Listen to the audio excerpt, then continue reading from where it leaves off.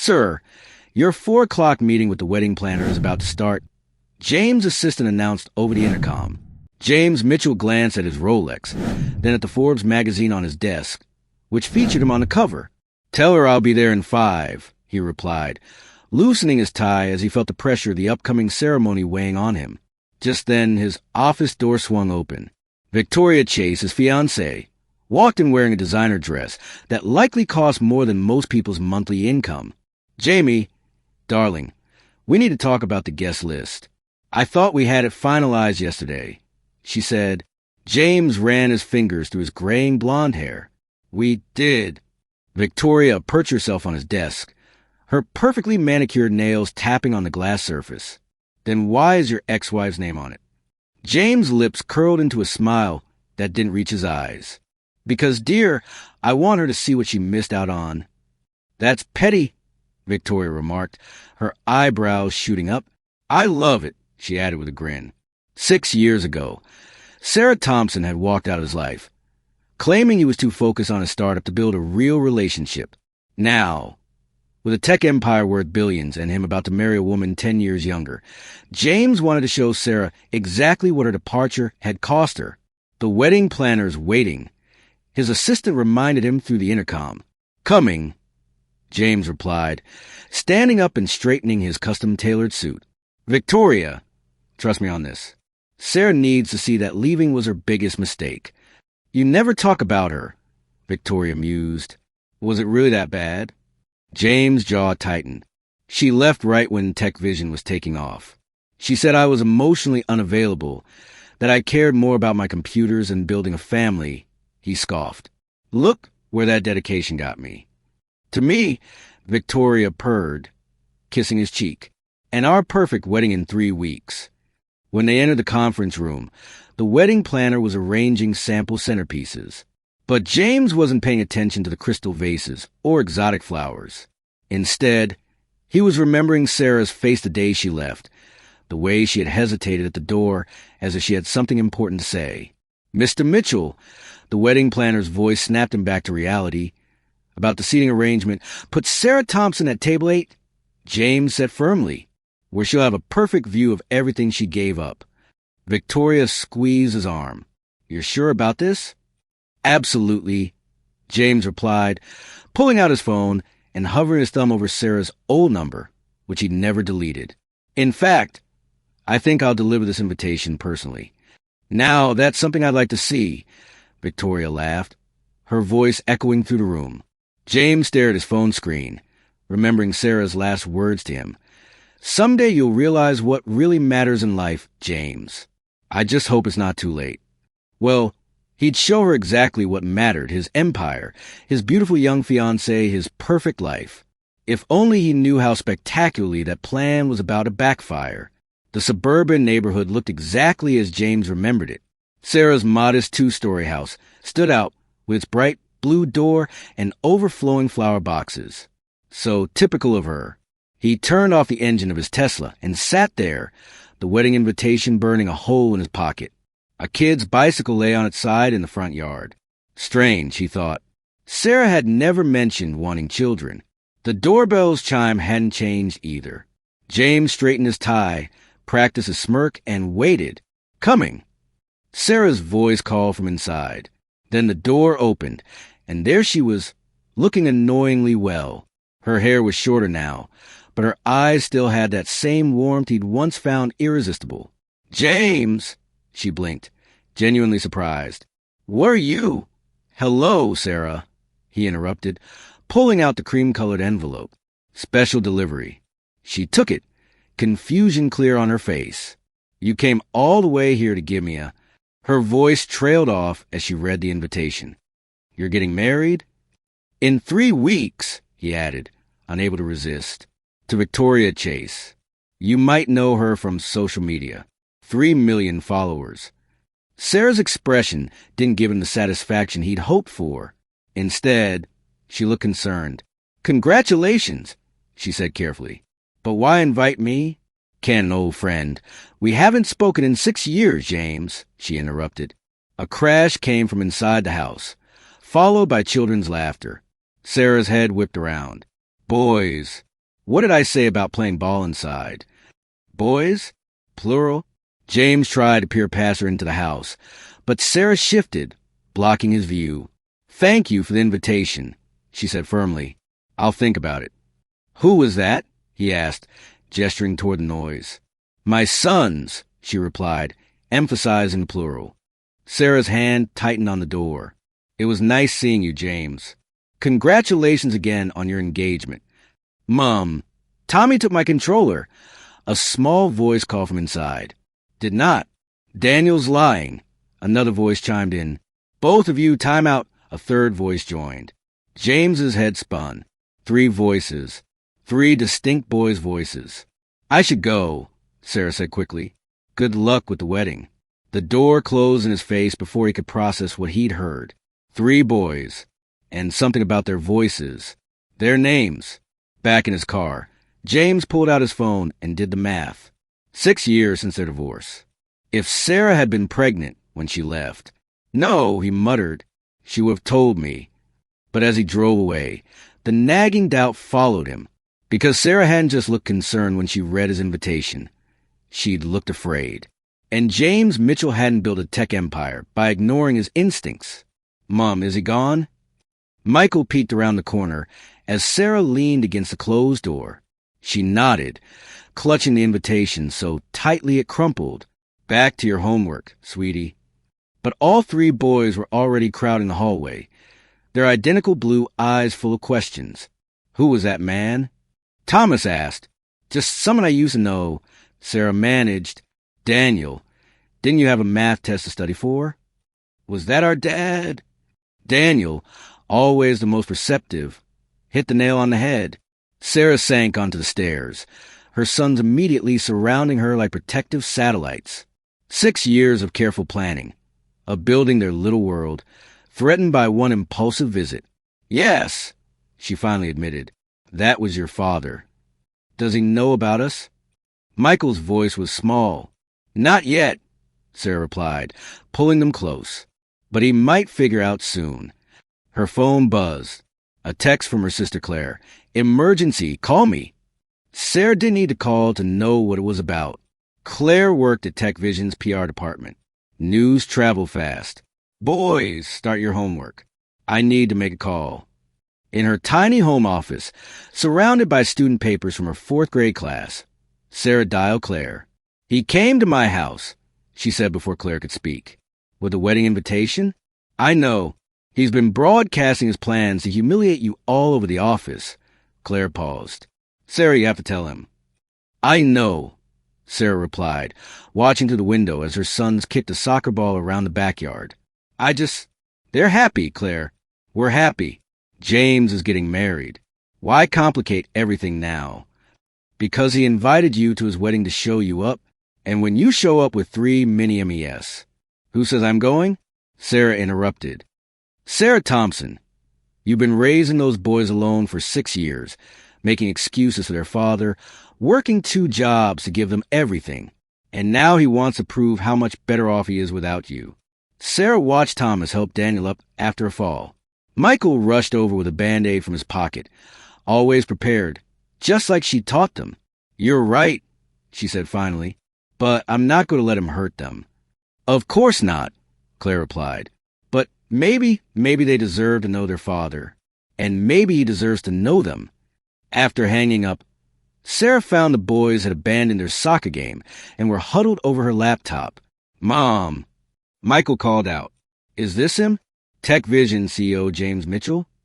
On the screen was a Forbes article about Silicon Valley's most eligible bachelor, soon to be married. Sarah looked at her sons, their father's hair, his eyes, his determined chin, and made a decision. Get your suits ready, boys. We're going to a wedding. The invitation lay open on her desk. James Mitchell and Victoria Chase request the pleasure of your company. Sarah allowed herself a small smile. They had no idea what kind of company was coming. Mom, Michael's hogging the mirror again. Thomas shouted from a hallway. Am not. Daniel's the one who spent 20 minutes fixing his hair.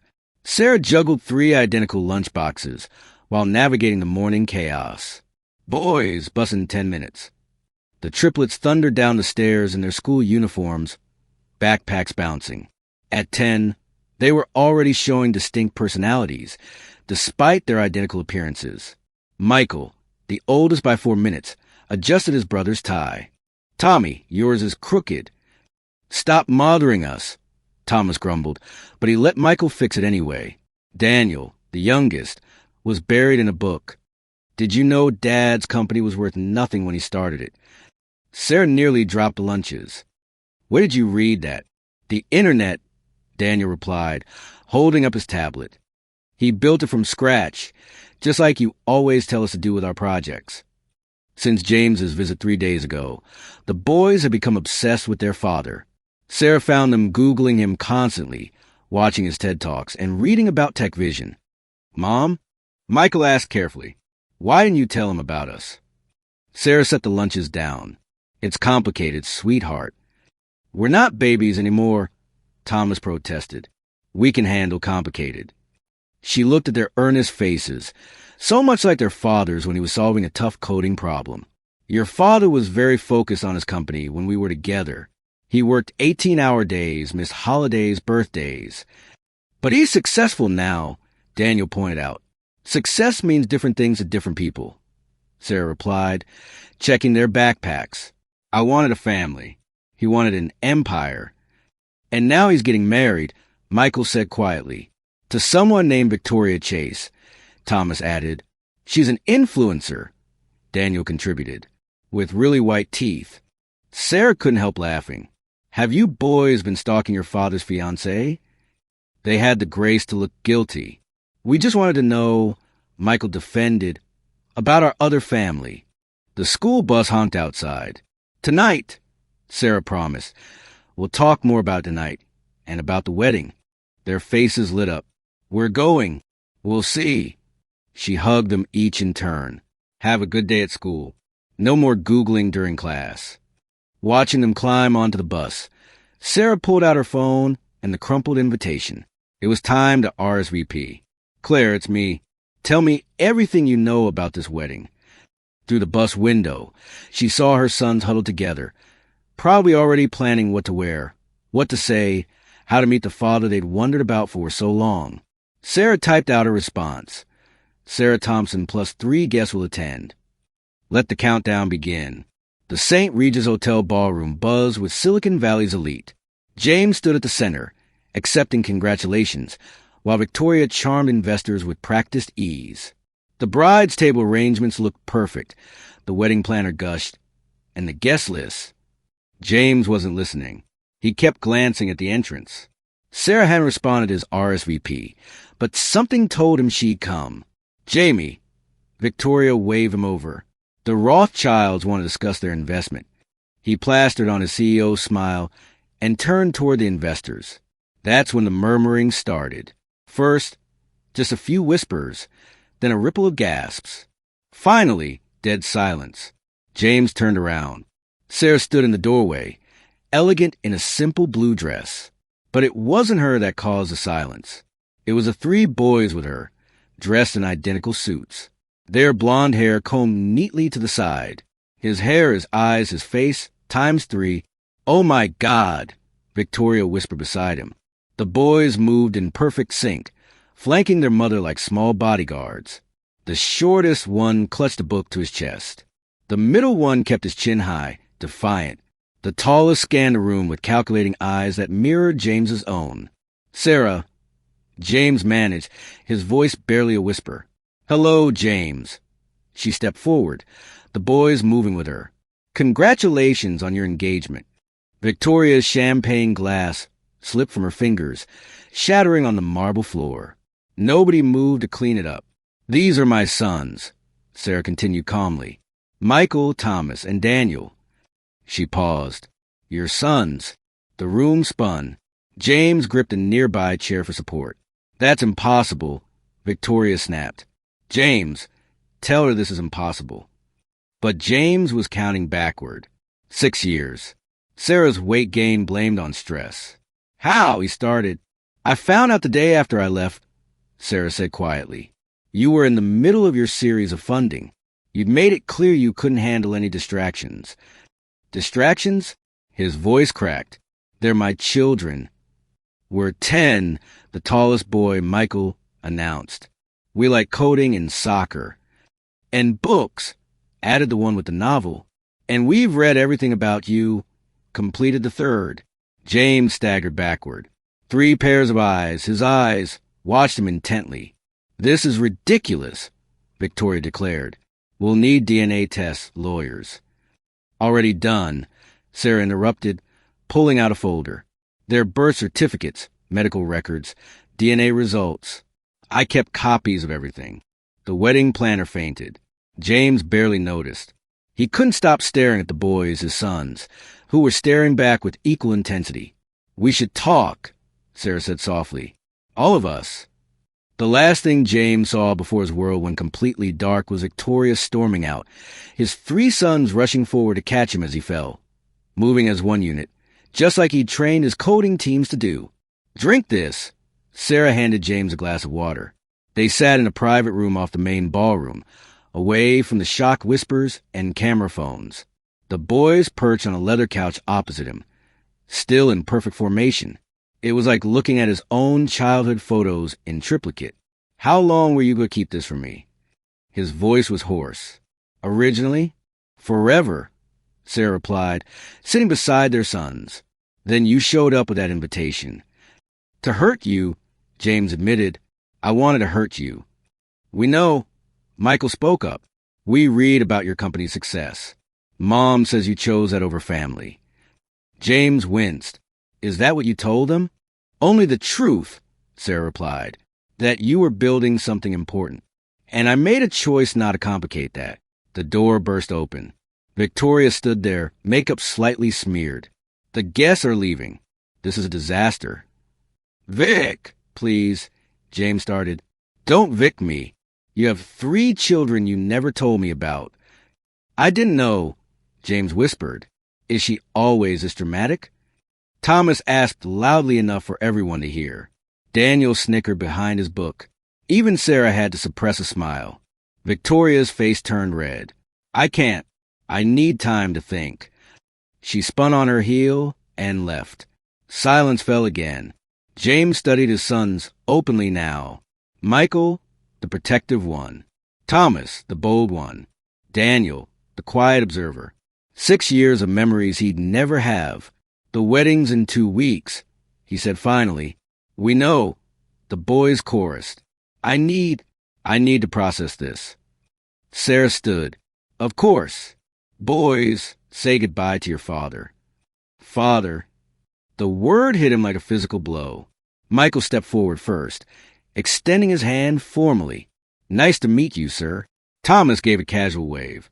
Your coding architecture for TechVision's main platform is brilliant. Daniel simply nodded, clutching his book tighter. As they filed out, James called after them. Wait, what's your favorite? Everything? I want to know everything. Sarah paused at the door. Why don't you come by tomorrow? We can talk properly. All of us. James nodded, unable to speak. After they left, he sat alone in the room, staring at his reflection in the window. 3 boys. 3 perfect, brilliant boys who'd grown up without him because he'd been too absorbed in his empire to notice what he was losing. His phone buzzed. A text from Victoria. Weddings postponed. Need space. For the first time in his life, James Mitchell had no plan, no strategy, no clear path forward, and somehow that terrified him less than the thought of losing his sons again. They're asleep, Sarah said, joining James on the back porch of her house.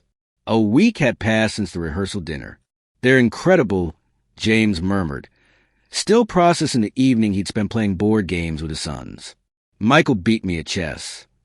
He beats everyone at chess, Sarah replied. Thomas hacked my phone.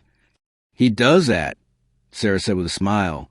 And Daniel hasn't put down that quantum physics book you brought him. They're definitely your sons, she added. James turned to her. Why didn't you tell me? The real reason. Sarah was quiet for a long moment, watching the fireflies in her small garden. Do you remember the week before I left? I was closing the series of funding. James recalled. I tried to tell you I wasn't feeling well. 3 times. You were on conference calls each time, Sarah continued. The morning I found out I was pregnant, you had that big presentation. You said, and I quote, "Nothing can distract me today. The future of Tech Vision depends on it." Sarah turned to face him. So I made a choice. Your baby or ours. That's not fair. No, it wasn't. Not to you, not to them. But I was sick, scared, and watching my husband choose his company over me every single day. James slumped his chair. I would have changed. Would you? Sarah challenged. Be honest, James. If I told you then, what would you have done? He thought about it. About his younger self, obsessed with success, determined to prove everyone wrong. I don't know. I do, Sarah said. You'd have thrown money at the problem. Set up trust funds, hired nannies, scheduled occasional visits between board meetings. Her voice cracked slightly. But they needed a parent, not a portfolio manager. And now? What do they need now? Why don't you ask them? Sarah stood up. They're not asleep, by the way. They're probably listening at the door right now. 3 distinct thumps and scrambling sounds confirmed her suspicion. James couldn't help laughing. They're definitely my sons. Yes, Sarah agreed softly. They are. The question is, are you ready to be their father? Before James could answer, his phone buzzed. Victoria's name flashed on the screen. Sarah noticed. You should take that. Sounds like you have some decisions to make. She left him on the porch, staring at his phone, thinking about legacy, the one he'd built and the one he'd nearly lost. Sir, the board meeting starts in 10 minutes. James's assistant reminded through the phone. Cancel it. But, sir, the quarterly projections. Tom can handle it. James adjusted his rear-view mirror, watching the elementary school's entrance. I'm taking my sons to lunch. He ended the call just as 3 identical figures bounded down the steps. Their faces lit up when they spotted his Tesla. Shotgun! Thomas yelled. No way, Michael protested. I'm oldest. By 4 minutes, Daniel quietly slipped in the back seat, already nose-deep in a book. Everyone gets a turn, James declared, still amazed at how natural this felt after just 2 weeks. Michael today, Thomas tomorrow, Daniel after. Fair, they chorused. At the burger joint they'd chosen, James watched them demolish their meals while firing questions at him. Did you really code your first program at 8? Thomas asked through a mouthful of fries. 7, actually, a simple game. Mom says you met at a tech conference, Michael added. She was presenting an educational software project. James smiled at the memory. Destroyed my presentation completely. Daniel looked up from his book. Are you still getting married? The question hung in the air. James set down his burger. Victoria and I were taking some time apart. Because of us? Michael's voice was small. No, James said firmly. Because I need to figure out my priorities. Mom says that's what made you split up before, Thomas observed. Bad priorities. James studied their faces. So young yet so perceptive. Your mother was right about a lot of things. She usually is, Daniel mumbled. James's phone buzzed again. Another crisis at work. Another board member demanding attention. He turned the phone off. Later, dropping them back at school, James felt something he hadn't experienced in years. Peace. No stock prices screaming in his head. No acquisition deals demanding attention. Just 3 boys waving goodbye, wearing ice cream stains on their uniform shirts. His assistant was probably having a meltdown. The board was likely in chaos. Victoria had left 3 voicemails. But for the first time in his life, James Mitchell had his priorities, and they were walking back into school, arguing about who got to sit shotgun tomorrow. Victoria found James in his home office, surrounded by 3 laptops displaying children's soccer league schedules. This is what you've been doing? She picked up a youth baseball catalog. While our wedding plans fall apart, James minimized the screens. We need to talk. About your secret family? Or about how you missed every rescheduling meeting with the wedding planner? I've been patient, James, Victoria said, arms crossed. Given you space to process the situation, but it's been 3 weeks. They're not a situation, Victoria. They're my sons, who you just met, who were hidden from you. Doesn't that make you angry? James leaned back, considering. At first, yes, but Sarah was right about who I was back then. And now? Who are you now? Victoria's voice softened. Because the James the first agreed to marry was empire, not shopping for Little League equipment. I'm trying to be both. Both? She laughed bitterly. You've canceled 3 board meetings this week alone. The acquisition deal with Microtech is stalling. The press is having a field day with rumors. The company will survive. Will our relationship? James met her eyes. That depends. Can you accept that my priorities have changed? Change? They've completely reversed. Victoria paced the room. You used to say nothing was more important than TechVision's future. I was wrong. Were you? Look what that drive built. She gestured around the mansion. This life we were supposed to share. A life built on workaholism and missed opportunities. James stood up. I won't miss any more of their lives. Victoria stopped pacing. You're choosing them. I'm choosing to be their father. Over being my husband? Over being the man you fell in love with. James corrected gently. Because that man, he wouldn't have been a good father. Or probably a good husband. Victoria's shoulders slumped. She pulled off her engagement ring and placed it on his desk. Goodbye, James. She paused at the door. For what it's worth, those boys are lucky. This version of you, he might actually be worth having as a father. After she left, James reopened the soccer schedules. 3 different teams had openings. His sons would need uniforms, cleats, shin guards. His phone buzzed. A text from Sarah. Boys want to know if you're still coming to their science fair tomorrow. James smiled, already clearing his calendar. Some choices made themselves. The numbers don't lie, James. Tom, his CFO, slid the quarterly report across the conference table. We've lost 15% market value since news of your personal situation broke. James scanned the document, acutely aware of the tension in the boardroom. 8 executives waited for his response, their faces ranging from concern to judgmental. Personal situation, James repeated. You mean my children? The timing is unfortunate. Patricia from legal interjected. With the Microtech acquisition, my sons are not unfortunate timing. James's voice was steel. Next point. There is no next point, Tom insisted. This is the point. You've missed 6 crucial meetings in 2 months. The media is spinning stories about instability and leadership. Investors are nervous. Then let them be nervous. James stood up. Meeting adjourned. We're not finished, Patricia protested. Actually, we are. I have a parent-teacher conference at 3. The boardroom erupted in murmurs.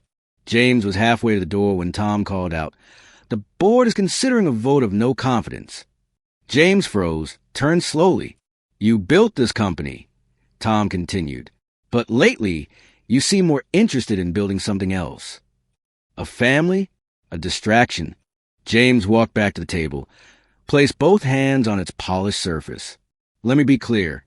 TechVision is important to me. But if you force me to choose between my position here and my children, you won't like the outcome. Is that a threat? It's a promise, James straightened. I have majority shares. I can dissolve the board with 1 phone call. Patricia shuffled her papers nervously. That would tank the stock completely. Then don't make me choose. James checked his watch. Now, if you'll excuse me, my son's math teacher is waiting. In his car, James loosened his tie and exhaled slowly. His phone showed 3 missed calls from investors, 2 from the PR team, and 1 from Sarah. He called Sarah back. How'd the meeting go? She asked. About as well as expected. How are the boys? Anxious to show you their grades. Even Daniel got an A in P. James smiled, already feeling the boardroom tension fade. Tell him I'm on my way. He ended the call and started the engine, catching his reflection in the rear-view mirror. The man staring back wasn't the same one who'd invited his ex-wife to his wedding 2 months ago. That man would have chosen the company. This one didn't even have to think about it. Dad, watch this. Thomas balanced precariously on his skateboard. Careful. James lunged forward as Thomas wobbled, but Michael was already there, steadying his brother. He never listens, Michael sighed, sounding exactly like Sarah. They were in James' backyard, newly equipped with sports equipment, a treehouse under construction, and 3 identical bikes. Daniel sat cross-legged on the grass, alternating between his book and watching his brothers. "Dad," Daniel called, "can you explain quantum entanglement?" After he explains why my code isn't working, Thomas interrupted, abandoning his skateboard. After he helps me with my science project, Michael countered. James felt overwhelmed, but in the best possible way. One at a time. "Thomas, show me the code." They huddled around Thomas's laptop, all foreheads bent together. James pointed out the missing semicolon, explained the logic error, and watched Thomas's face light up when the program ran. "Now quantum entanglement?" Daniel asked hopefully. "Science project first," Michael insisted. "It's due tomorrow." "Tomorrow?" James frowned. "Why didn't you mention it earlier?" Michael looked down. "You had that big investor meeting." "Hey!" James knelt to meet his son's eyes. "Nothing is more important than helping you." "Understood." All 3 boys nodded, but James caught the skeptical glances they exchanged. He'd missed 2 weekend visits due to work emergencies. They were keeping score, just like he used to with his own father's absences. "New rule," James announced. "No more tiptoeing around my schedule. If you need me, you tell me." "Deal. Deal." Thomas high-fived him. "Even at 3 a.m.? Daniel asked seriously. "Even at 3 a.m., James confirmed. "Mom says you used to work until 3 a.m., Michael observed. "Mom's right again." James smiled. "But things change. People change." His phone buzzed. Another board member demanding attention. James silenced it without looking. "So, quantum entanglement?" He turned to Daniel. "Think of it like 3 brothers." They spent the afternoon moving between physics, coding, and Michael's volcano project.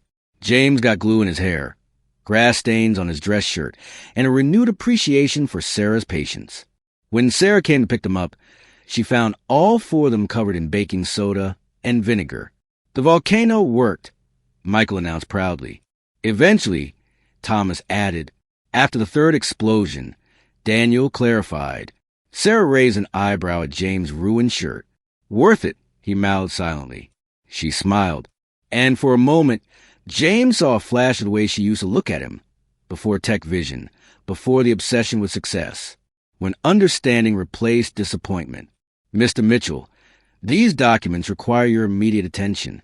James' lawyer spread papers across his home office desk. James skimmed the first page. "Trust funds. For your sons.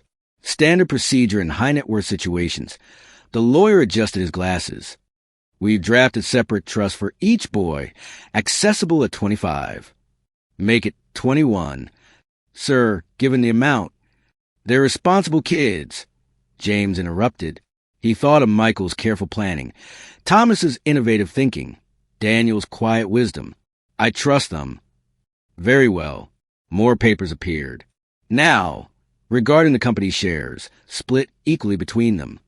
The lawyer paused. "Mr. Mitchell, that's nearly 40% of Tech Vision. Good thing they're getting an early start in coding, then." James signed the papers without hesitation. A throat cleared from the doorway. Victoria stood there, looking elegant and angry. "So it's true," she said. "You're giving away your legacy." "Victoria, I came to return some things." She dropped a small box on his desk. "Heard you were restructuring the company. Now I see why." The lawyer tactfully gathered his papers. "I'll have these processed immediately." Once they were alone, Victoria picked up one of the trust documents. "Billions in assets, just like that. They're my children. They're strangers who share your DNA." She tossed the paper down. "The board called me, you know. They're worried you're having some sort of breakdown." James laughed. "Because I'm being a father? Because you're dismantling everything you built." Victoria's composure cracked. The James the first knew would never. The James you knew was empty. He stood up. The James you knew measured his worth in stock prices and acquisition deals. And now I'm measured in science projects and soccer games. Victoria studied him for a long moment. You really have changed. For the better, I hope. She picked up her box of belongings. At the door, she turned back. Those boys, they'd better be worth it. James thought of Michael's protective instincts, Thomas's fearless creativity, Daniel's curious mind. Of missed years he could never get back, and future moments he refused to miss. They are, he said simply. They're worth everything. After she left, James called Sarah. The boys still up? Trying to hack the school's grading system. Tell Thomas it's unethical. Sarah laughed. Tell him yourself. You're still coming to dinner, right? James looked at his desk, covered in trust documents and company papers. Decisions about money and power and legacy. None of it mattered. Wouldn't miss it. Daniel, your father's here. Sarah called up the stairs. The house smelled like lasagna. James's new favorite meal since discovering the boys had inherited his appetite. He found himself spending more evenings here, drawn by the organized chaos of homework, video games, and 3 distinctive personalities learning to include him in their world. Dad. Thomas thundered down first. I fixed that bug in the app. The scheduling one? No, the one that kept crashing when Thomas stopped, noticing Sarah's expression.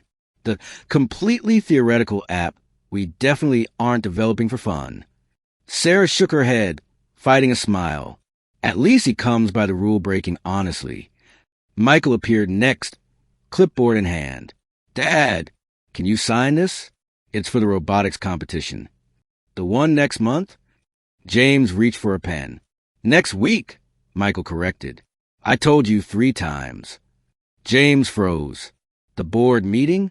The room went quiet. Daniel, who just joined them, exchanged looks with his brothers. It's okay, Michael said quickly. Mom can... No. James pulled out his phone, fired off a quick text. The meeting can be rescheduled. But isn't it important? Daniel asked. Not as important as this. James signed the form with a flourish. What time should I be there? Michael's face lit up. 9 a.m. We're in the second round. During dinner, James watched the easy rhythm between Sarah and the boys. The inside jokes, the silent communications, the years of shared history he'd missed. You're quiet, Sarah observed, helping him with dishes later. Just thinking about time. Dangerous subject. I miss so much. He handed her a plate. Their first words, first steps. You're here now, thanks to your spite invitation acceptance. Sarah laughed. Not my finest moment. No, it was perfect. James dried his hands. You knew exactly what you were doing. I knew you needed to see them, to understand what you'd miss. From the living room came sounds of brotherly bickering over video game controls. I understand now, James said softly. Sarah touched his arm briefly. I know you do. The moment stretched, comfortable and complicated. Then Daniel's voice. Dad, come settle this. Thomas is cheating again. Am not. R2. James and Sarah shared a knowing look. Duty calls, she said. James headed toward the chaos, toward his sons, toward the life he should have chosen years ago. Better late than never. James sat in his doctor's office, staring at the MRI results. The words seemed to float off the page. Asterisk aggressive. 6 months. Treatment options limited. Asterisk. Mr. Mitchell? Dr. Roberts leaned forward. Do you want me to explain the options again? No. James folded the papers carefully. I understand. He walked to his car in a daze. 3 months ago, he thought the headaches were from stress, the dizziness from working too hard. His phone buzzed. A text from Michael. Asterisk beat Tommy at chess again. When are you coming over? Asterisk. James pulled over, suddenly unable to drive. How do you tell 3 10-year-old boys that the father they just got to know is leaving? He called Sarah. James, aren't you supposed to be at? I need to see you. Without the boys. Something in his voice must have warned her. I'll meet you at that coffee shop near your office. 20 minutes later, Sarah took one look at his face and ordered them both strong drinks. How bad? She asked quietly. He slid the papers across the table.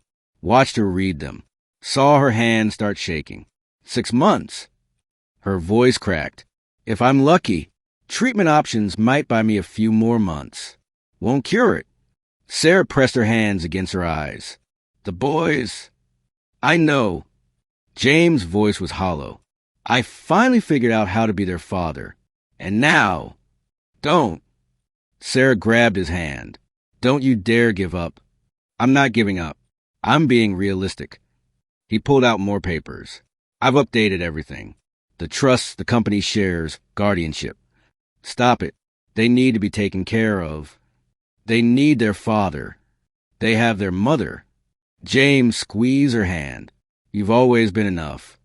Sarah started crying silently. How do we tell them? Together, James said firmly, like we should have done everything from the start. His phone buzzed again. Thomas this time. Asterisk Daniel says quantum entanglement isn't like triple telepathy. You promised to explain. Asterisk. James stared at the message, feeling the weight of time. Too much wasted, too little remaining. Tonight, he decided. We tell them tonight. Sarah nodded, wiping her eyes. They're stronger than we think. They're our kids. James managed a weak smile. Of course they are. They sat there a moment longer. Two parents facing an impossible conversation, united by their love for three boys who deserved so much more time with their father than life was allowing. James thought of all the moments he'd missed, graduations, first dates, college, and all the ones he wouldn't get to see. But he had now. He had today. It would have to be enough. James sat at his desk.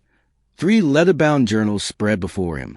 The medication made his hands shake, but he forced himself to write clearly. Dear Michael, he began in the first book. Asterisk your protector, the one who makes sure your brothers eat their vegetables and finish their homework. Just like I watched you catch Thomas when he fell off that skateboard. Asterisk, he paused, fighting dizziness. The doctors had given him 4 months now. He intended to use every minute.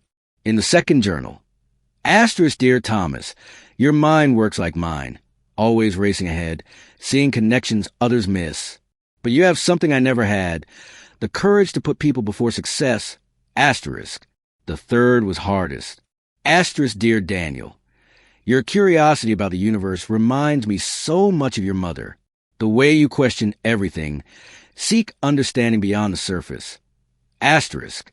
Each journal filled with different memories. For Michael, leadership lessons he'd learned too late. For Thomas, the real stories behind his successes and failures. For Daniel, the scientific principles that guided his life. Between writing sessions, he spent every possible moment with them, teaching Michael chess strategies, debugging code with Thomas, discussing physics with Daniel. Sarah watched from the sidelines, documenting everything on her phone. For later, she'd say quietly, the boys knew he was sick. They'd taken it better than expected, turned their combined intelligence toward research, suggesting treatments, even arguing with doctors. We're not giving up, Michael declared daily. There's always a solution, Thomas insisted. Statistics can be wrong, Daniel pointed out. James wrote through nights when pain kept him awake. Asterisk, remember the day we built that volcano? Your first robotics competition. The time you tried to hack my phone. Asterisk, each memory precious. Each moment captured in ink. In the margins, he sketched diagrams, coded simple programs, drew maps to hidden wisdom he discovered too late. Most importantly, he wrote in each book, Asterisk, remember that success isn't measured in dollars or achievements. It's measured in moments like these. Asterisk, the journals grew thicker. His hands grew weaker. But the words kept coming. For his sons, for their future, for all the conversations they wouldn't get to have. Ready for this? Sarah asked, helping James straighten his tie. He nodded, conserving energy. 3 months had passed since the diagnosis. Today was Michael's second robotics competition. His team had made the finals. The boys are already there, Sarah continued. Michael's nervous. He shouldn't be, James managed to smile. He's brilliant. The school gymnasium buzzed with excitement. James spotted his sons immediately. 3 blonde heads bent over a robot, making last-minute adjustments. Dad! They rushed over. carefully hugging him. They'd grown protective since his last hospital stay. "How's our champion?" James asked Michael. "The servo motor's acting up," Thomas reported before Michael could answer. "The calculations are perfect, though," Daniel added. James studied their robot. "Show me." They worked together, foreheads bent over circuits and code, just like old times. James's hand shook too much to help, but his mind was still sharp. "There," he pointed. "The connection's loose." Thomas fixed it quickly, and the robot hummed to life. 2 minutes till start. An announcer called, "Mom." Michael looked worried. "Can Dad stay until the end?" Sarah glanced at James. They both knew he should be resting. "Wild horses couldn't drag me away," James declared. The competition was fierce. Michael's team advanced round after round. James watched his son lead with confidence, handle setbacks with grace, celebrate victories with humility. In the final round, their robot performed flawlessly. When Michael's team was declared the winner, James cheered loudest despite his weakness. "We did it!" Michael ran to his parents, trophy in hand. "Dad, we did it!" "You did it," James corrected softly. "All of you." Later at home, James watched his son celebrate. Sarah caught his eye, understanding his expression. "No regrets," she said quietly. "Just one." He watched the boys laugh together. "Not having more time. You've given them everything they need." James thought of the journals waiting at home. The lessons, the memories, the love poured onto those pages. "Almost everything," he whispered. But watching his sons, Michael's leadership, Thomas's innovation, Daniel's wisdom, James knew Sarah was right. They would be okay. They were his legacy, his greatest achievement, his perfect code. Sarah sat in the familiar backyard, watching 3 15-year-old boys huddle over laptops. The treehouse James had started building was long finished, now serving as their coding headquarters. "Mom," Thomas called down, "we found another one." She climbed up carefully, ducking under the entrance labeled Mitchell Brothers Tech Lab. Inside, 3 identical grins greeted her. "Look," Michael pointed to his screen, hidden in Dad's old programming. It was another Easter egg, one of dozens James had buried in TechVision's code before he died. Little messages, puzzles, and life lessons for his sons to discover. Asterisk remember, success without family is just numbers on a screen. Asterisk, Daniel read aloud. Sarah touched the worn journal on her lap, one of 3 James had left. The boys still read them regularly, finding new meaning as they grew older. "He will be proud of you," she said softly. "And he is..." Michael was class president now, already accepted to MIT. Thomas had just won his 3rd coding championship. Daniel's quantum physics paper had caught the attention of CERN. But more importantly, they were good people. Kind, supportive, united. "Hey, Mom." Thomas looked up from his laptop. "Remember when Dad first came to the house? With that wedding invitation? Trying to make me suffer," Sarah laughed. "Best mistake he ever made," Michael grinned. Daniel closed his laptop. "Do you think he knew at the end how much he changed our lives?" Sarah remembered James's last days, how he'd insisted on attending every school event, recording every moment, writing until his hands couldn't hold a pen. "He knew," she said, "and you changed his life too." The boys returned to their coding. 3 heads bent together, just like always. Through the treehouse window, Sarah could see the garden where James had taught them to plant, the patio where they built that exploding volcano, the spot where he last hugged them goodbye. Their time together had been brief, but had been perfect, just like he coded it to be.